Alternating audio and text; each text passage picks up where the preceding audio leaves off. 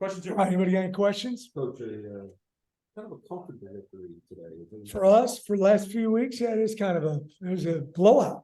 I was hoping there at the end it got a little hairy scary, but we got a lot of guys that haven't played a whole lot this season who made big plays for us during a game, and guys who played 50 snaps and normally might not play or play 10 snaps. So that's big for us. Those guys were able to come through, and you never know when your number is going to be called. Seems like a pretty complete game. Defense played well. Defense, I thought, played really. You hold somebody 8 points, you're doing an excellent job, and Coach Wood and his defensive staff really prepare the guys. This morning we do a walkthrough out in the parking lot, and offense was on one side of the parking lot and defense on the other. And, boy, they're just dialed in and doing an excellent job, with the final preparation before the game begins. Thought we tackled well for the most part defensively. Someone told me we had 5 sacks, which is good. We had good pass rush. We knew we were going to have to do that. That was going to be a big part of the game. Offensively, different guys kind of made big plays for us. Chris Brazel kind of dominated a drive for a touchdown, and Chris Carter had 2 touchdown catches that were huge for us. I thought Michael was really accurate. He didn't practice 3 days this week. He was hurt. So we were working up until this morning. He's going to play, but he's a tough joker, man, and he gets out there and he plays. So we were down some receivers and a few offensive linemen and guys that were backing him up just stepped in and played really well. What was Pratt's issue? He got hit and kind of sprained his knee a little bit. He was having a hard time running around. But he's all right, obviously. How do you look ahead at this? This game you got coming up. We've had a lot of crossover games where I've got to watch. UTSA, they played Florida Atlantic, they played ECU, they played almost everybody that we've played the last few weeks. They played at some point in time. So UAB, I got to watch them there. So there's they got a good ball club. Jeff Traylor, their head coach, has done an excellent job over there, and very talented. They've got a very experienced quarterback. I believe he's a 7th-year guy. Is that correct? I think that might be right. Is that right? Yeah, the stats. That's a long time playing. So they're really talented, and we've done some advanced scouting on them, but we'll really dig into it on the plane ride home and then tomorrow. What's your level of optimism with 2 wide receivers that were able to do? I don't know.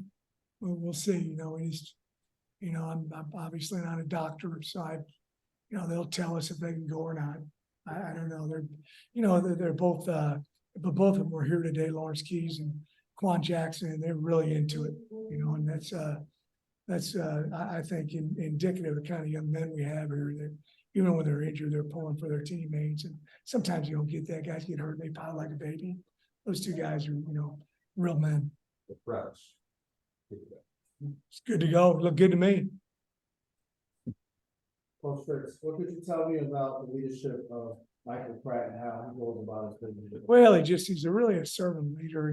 His parents, he was raised in a family, they were missionaries, and he's just always giving back, and he was that way before. He was homeschooled because they were traveling around so much, I think, until he got into high school maybe.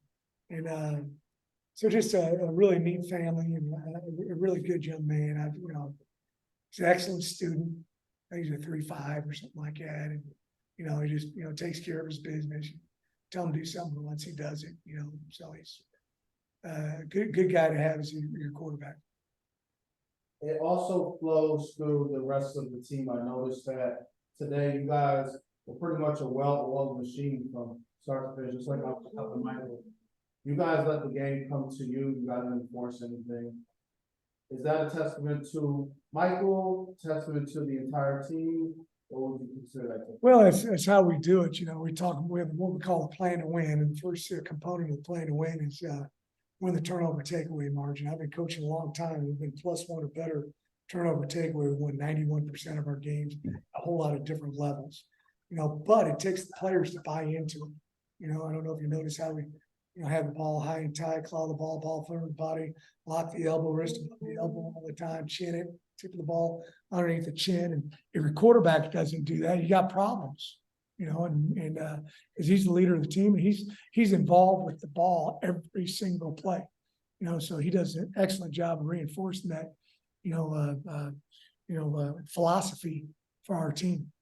You guys have had, as a season, obviously a great season. You guys are the only group of 5 team right now to be ranked in the college football top 25. So what can we say about how this whole season has gone today? Well, they've done a great job of fighting through adversity. So, that's, we've had guys getting banged up and, we haven't played well the whole time. We're kind of finding a little different way to win with controlling the clock and doing some things like that. But, they're just, every week they buy into what we're selling.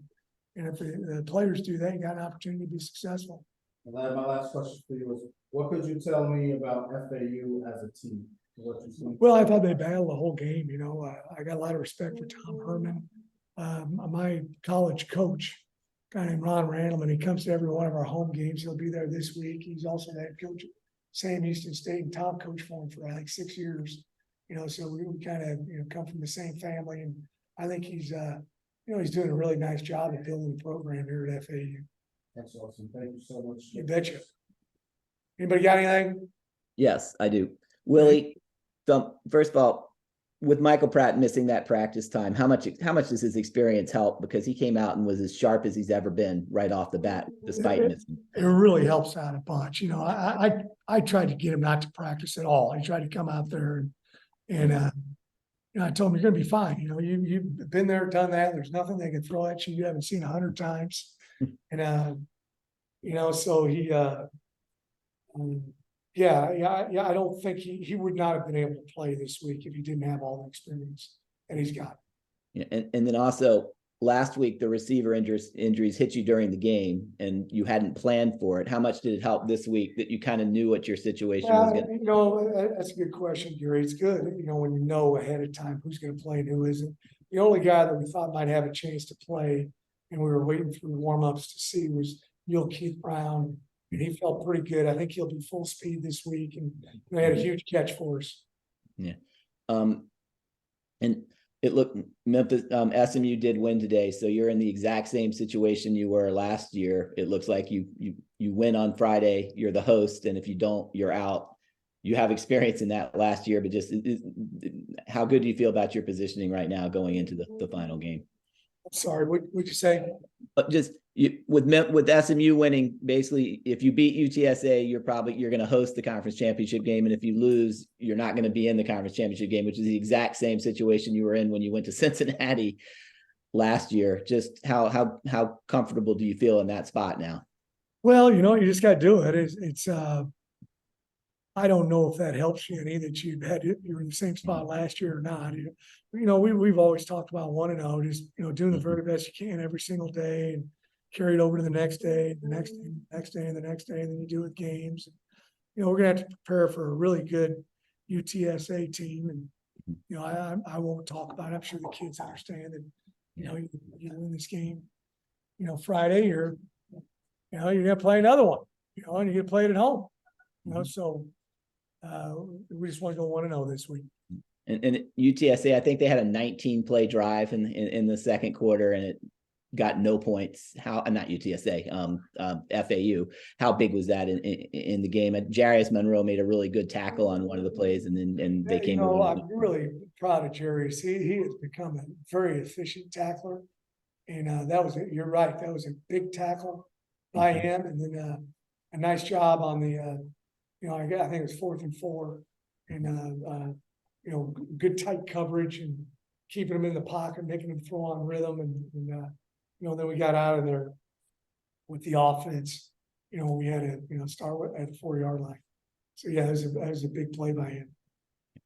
He had nice tackles today. You good? I'm good, thank you. You got one?